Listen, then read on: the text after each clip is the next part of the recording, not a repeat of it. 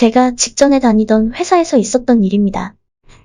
그때 저는 입사한 지 얼마 안 된 신입사원이었고 모든 일을 열심히 하고 있었죠.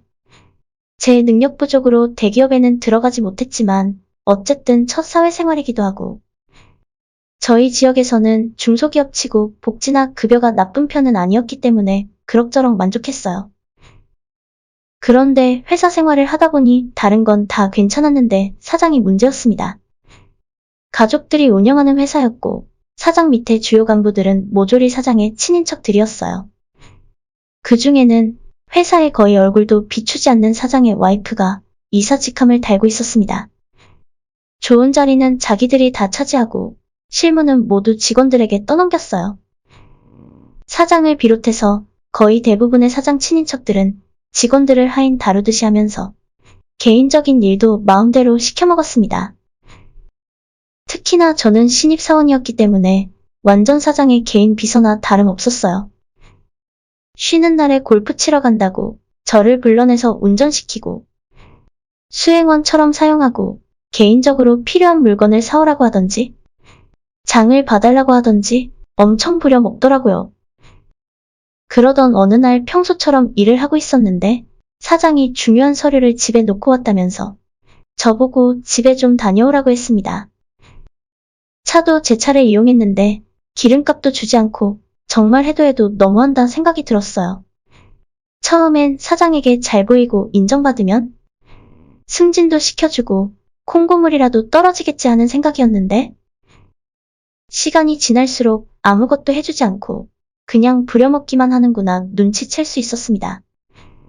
사장의 개인적인 부탁 중에 가장 화가 났던 건 어느 날 사장이 제게 와서 카드를 한 장 건네주더니 지금 당장 백화점에 가서 명품백을 사오라고 하더군요. 그때 시간이 오후 4시 정도였는데 얼마 안 있으면 퇴근할 시간이었거든요. 거절할 수 없어서 부랴부랴 백화점으로 가서 가방을 샀더니 이미 시간은 저녁 7시였고 사장에게 전화를 걸었더니 어떤 호텔로 저를 불렀어요. 호텔로 들어가서 방문에 노크를 했더니 가운만 입은 사장이 나오는데 불륜녀에게 선물할 가방이었는지 저보고 왜 이렇게 늦었냐면서 생난리를 치는 겁니다. 그 와중에 사장의 불륜녀도 가운만 입고 뛰어나와서 오빠, 왜 그렇게 화를 내고 그래? 불쌍하니까 그만해. 라고 하면서 저보다 훨씬 어려 보이는 여자가 사장의 품에 안겨 저를 쳐다보는데 그 눈빛을 아직도 잊을 수가 없어요. 사장은 제게 5만원짜리 하나를 던져주고는 빨리 꺼지라면 내쫓았습니다. 내가 이렇게까지 하면서 이따위 회사를 계속 다녀야 하나 싶었습니다.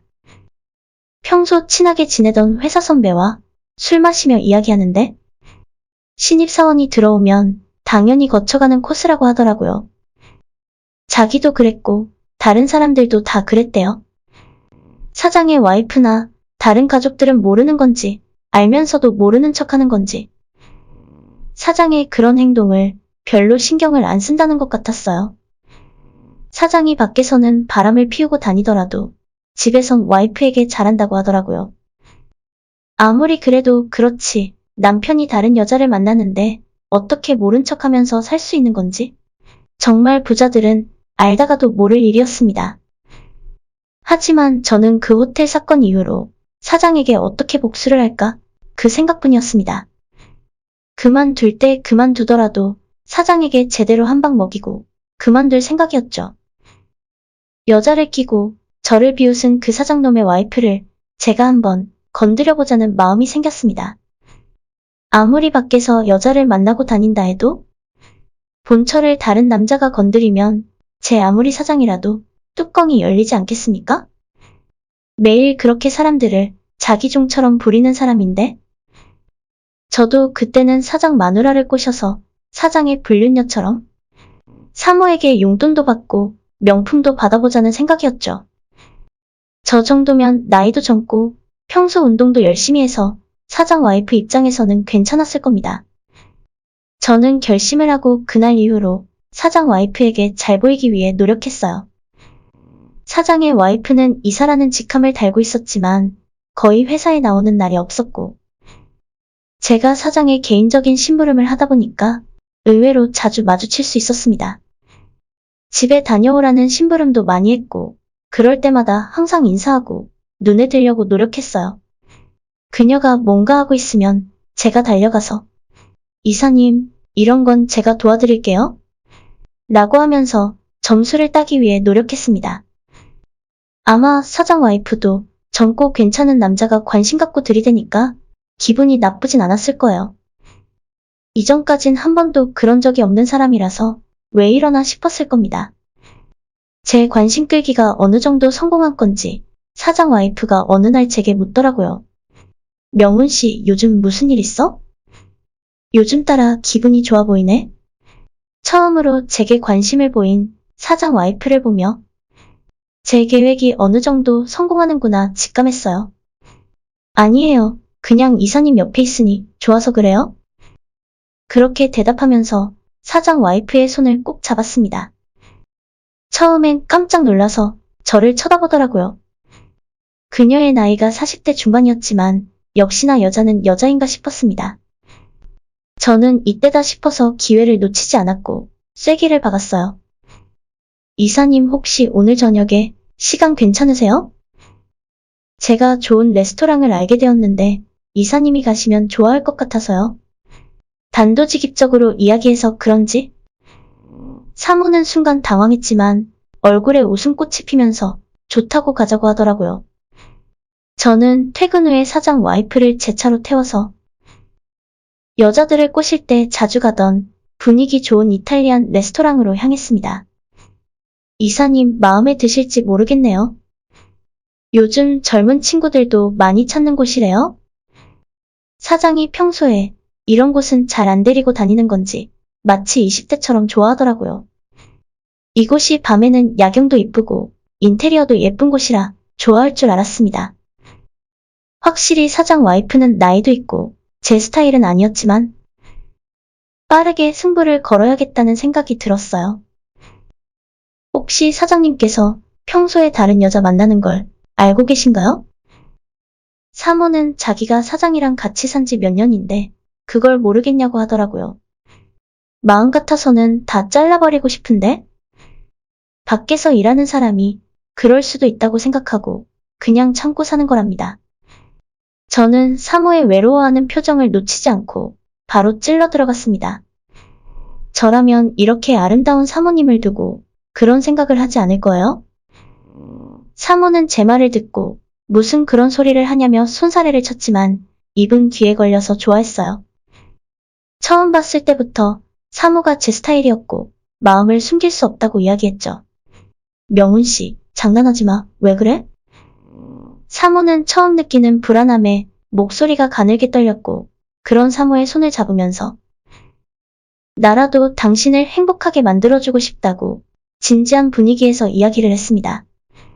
사실상 사모와의 게임은 거기서 다 끝이 나버렸어요. 식사를 하는 둥 마는 둥 마치고 사모와 함께 근처 호텔로 들어갔습니다.